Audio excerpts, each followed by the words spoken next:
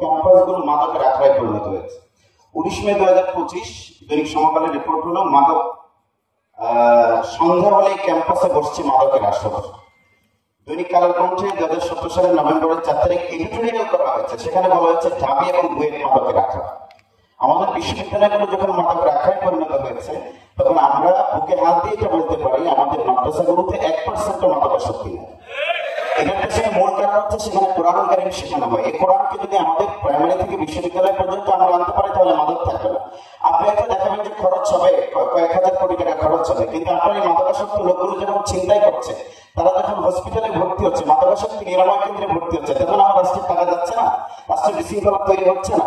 সুতরাং সুশৃঙ্খল রাষ্ট্র করার জন্য আমাদের দায়িত্ব হলো কোরআনের শিক্ষাকে প্রাইমারিতে একদম বাধ্যতামূলক করে দেওয়া। বাংলাদেশে মানুষ স্কুল ছাড়ছে এখন, সরকারের সামনে রাস্তা দুটো, একটা হলো প্রাইমারি স্কুলে ধর্মীয় শিক্ষক নিয়োগ দেওয়া, আর একটা হলো প্রাইমারি স্কুলগুলো খানিকটা একদম খালি হয়ে যাবে, মানে ছাত্র শূন্য হয়ে যাবে। অনেক রিপোর্ট এসেছে 12 সেপ্টেম্বর, আজ থেকে 3 দিন আগে দৈনিক জনকণ্ঠে একটা রিপোর্ট এসেছে, সেখানে ঠাকুরগাঁও জেলার বালিয়াডাঙ্গি উপজেলা একটা স্কুলের কথা বলা হয়েছে। ইসলাম শিক্ষা পড়ানোর মতো শিক্ষক না থাকায় বিদ্যালয় ছাড়তে শুরু করেছে শিক্ষার্থীরা। এখন আপনারা চিন্তা করুন, 2 বছরে যদি 64% হয় তাহলে আর 2-3 বছর গেলে সেটা কোথায় দাঁড়াবে? আমাদের সামনে প্রশ্ন হলো এই বাচ্চাগুলো যাচ্ছে কোথায়, সেটার একটা রিপোর্ট যে এই বাচ্চাগুলো কোথায় যাচ্ছে। দৈনিক বণিক বার্তায় 9 মে 2025 একটা প্রতিবেদন, শিরোনাম ছিল দেশের সবচেয়ে দ্রুত বর্ধনশীল শিক্ষা।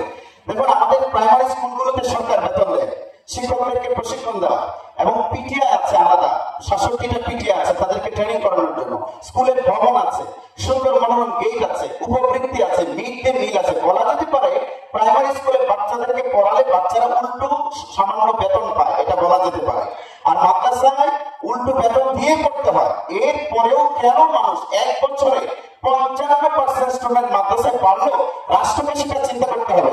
এর কারণ একটাই, বাংলাদেশের মানুষ সিদ্ধান্ত নিয়েছে যে এই শিক্ষা ব্যবস্থায় কোরআন থাকবে না, ইসলাম থাকবে না, এই শিক্ষা ব্যবস্থায় তারা তাদের বাচ্চাদেরকে পড়াবে না।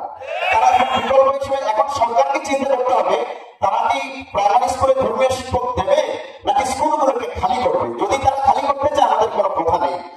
এরপরে আরেকটি বিষয় বলে আমি শেষ করতে চাই,